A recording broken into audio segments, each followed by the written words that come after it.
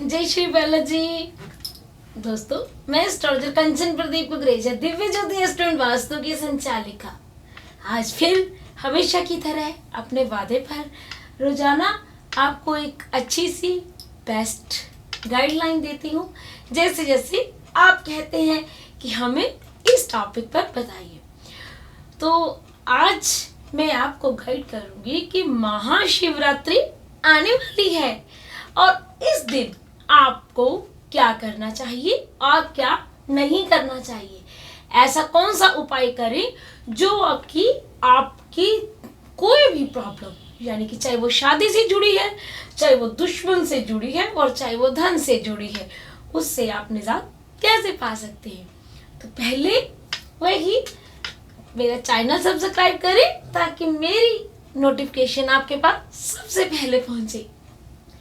तो दोस्तों, हम लोग आपको टाइम ना वेस्ट करें आपका और आपको गाइडलाइन देनी शुरू करें। भोले शंकर बहुत ही भोले हैं, बहुत ही भोले, मात्र जल के 4 छींटों से भी खुश हो जाते हैं।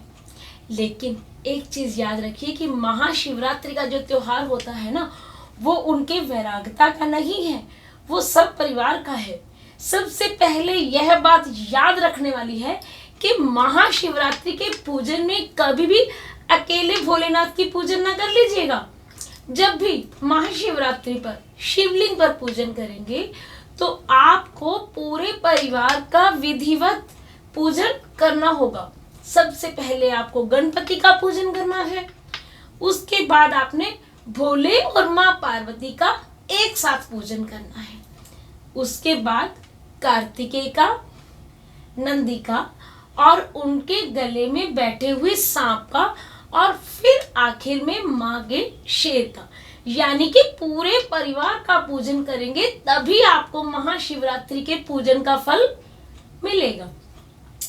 यहाँ आपको सबसे पहले ध्यान क्या देना है कि आपने पूजन करना कैसे है, आपको पूजन में क्या चढ़ाना है, क्या नहीं चढ़ाना है। वैसे तो कहते हैं कि भोले शंकर इतने भोले हैं कि आप उनको कुछ भी अर्पित कर दो, वो सब कुछ स्वीकार करते हैं। लेकिन इसके बावजूद भी कुछ ऐसी चीजें हैं जिनको अगर आप पूजन के समय में उन चीजों का प्रयोग करते हैं तो आपको पूजन का उल्टा फल मिलता है। सबसे पहले जब आप गणपति की पूजा करते हैं तो जैसे एज वेल आप गणपति की नॉर्मल पूजा करें, ठीक है, लेकिन जब आप शिवलिंग पर जल चढ़ाते हैं तो सबसे पहले याद रखना है, गलती से भी आपने शंख में जल भरकर जल नहीं चढ़ाया जाता, क्योंकि शंखचूड़ एक राक्षस था जिसका वध शिव प्रभु ने किया था और इसीलिए वो जो शंख है वो उस शंखचूड़ का स्वरूप माना जाता है। इसीलिए जो शंख है उससे शिवलिंग के ऊपर जल नहीं चढ़ता। दूसरा, कभी भी शिवलिंग के ऊपर तुलसी का पत्ता नहीं चढ़ता, क्योंकि तुलसी वृंदा का स्वरूप है और वृंदा भगवान विष्णु की पत्नी है। इसीलिए कभी भी तुलसी का पत्र जो है वो शिवलिंग पर नहीं चढ़ता। इसके अलावा फूल में चंपा, चमेली, जूही और मालती, इनके फूल कभी भी शिवलिंग के ऊपर नहीं चढ़ाए जाते। काले तिल कभी भी शिवलिंग के ऊपर नहीं चढ़ाए जाते। कभी भी तांबे के लोटे में दूध डालकर शिवलिंग के ऊपर नहीं चढ़ाया जाता। चौथी चीज कि कभी भी लाल रोली जो कि हम लोग मांग में भरते हैं वो शिवलिंग के ऊपर नहीं चढ़ती, क्योंकि शिवलिंग का जो स्वरूप है वो वैराग्यता का स्वरूप है और जो रोली है वो सुहागन का स्वरूप है।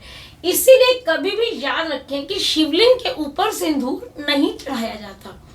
तो मैंने आपको पहले तो निषेध वस्तुओं के बारे में बता दिया। अब मैं आपको बताती हूँ कि आपको अपनी इच्छा पूर्ति करनी है तो परिवार साथ में है। अब आप क्या करेंगे, पूजन करें, जल शिवलिंग पर चढ़ाएं, तुलसी दल गणपति को चढ़ाएं, जल शिवलिंग के ऊपर चढ़ाएं, बर्तन स्टील का हो लेकिन दूध बर्तन में डालकर उसके ऊपर चढ़ा दें और जो रोली है वो माँ पार्वती को चढ़ा दें। एक चीज हमेशा याद रखें कि पूजन करते वक्त यदि आप जोड़े में बैठकर पूजन करते हैं तो उसका फल कई गुना बढ़ जाता है।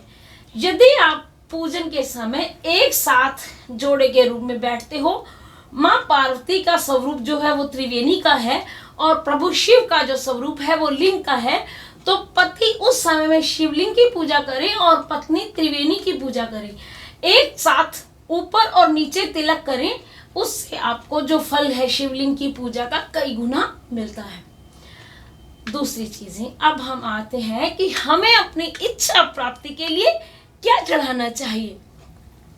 यहां मैं आपको गाइड करूंगी कि यदि आप हर प्रकार के सुख, समृद्धि, लंबी आयु, रोग मुक्ति और बहुत कुछ यानी कि हर तरह से समृद्धि यदि आप चाहते हैं तो शिवलिंग के चारों पहर की जो शिवरात्रि की पूजा होगी उन समयों में आप जो है गन्ने का जूस शिवलिंग के ऊपर चढ़ाएं।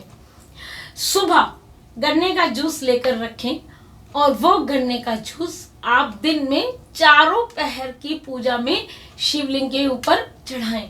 इससे आपको कई गुना फल मिलता है।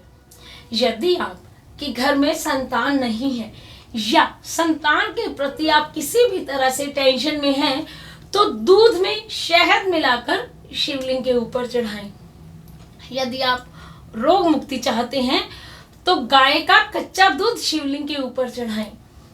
यदि आप अपने घर परिवार में सब तरफ से सुखी हैं, अपने सभी बच्चों की शादियां कर चुके हैं और अब आप चाहते हैं कि बची हुई जिंदगी आपकी बड़ी ही सुख शांति से निकले, तो गंगा जल शिवलिंग के ऊपर चढ़ाएं। यदि आप किसी शत्रु से बहुत ज्यादा परेशान हैं, बहुत ज्यादा तंग कर रहा है, बिना कारण वो आपको कोई ना कोई कारण से आपके ऊपर अटैक करने की कोशिश कर रहा है, चाहे वो कोर्ट कचहरी है, चाहे वो फिजिकली अटैक है, चाहे वो मॉरली डिसअपॉइंट करने का तरीका है, तो आप एक काम करिए, सरसों का खरा तेल लें, उस व्यक्ति की छवि मन में रखें और शिवलिंग के ऊपर वो सरसों का तेल चढ़ा दें। वो दुश्मन अपने आप ही आपसे दुश्मनी छोड़ देगा। यदि आप कर्ज से मुक्ति चाहते हैं तो तिल का तेल, देसी घी और सरसों का तेल तीनों का मिश्रण बना के एक साथ शिवलिंग पर चढ़ा दें और तिल के तेल और देसी घी का दिया जला दें शिवलिंग के पास, तो आपका जो भी कर्ज है वो धीरे धीरे उतरना शुरू हो जाएगा। दोस्तों, ये छोटी छोटी चीजें आप इस शिवरात्रि पर करें और आते ही वर्ष में आप देखेंगे कि एक साल में आप पूर्ण अपनी समस्याओं से बाहर आ चुके होंगे। तो कल फिर इसी तरह एक नए से प्यारे से टॉपिक के साथ आपके सामने हाजिर रहूंगी। यदि पर्सनल कुछ भी जानना चाहें तो आप मुझे व्हाट्सएप पर लिखकर डाल सकते हैं। जय श्री बालाजी, कल फिर मिलेंगे।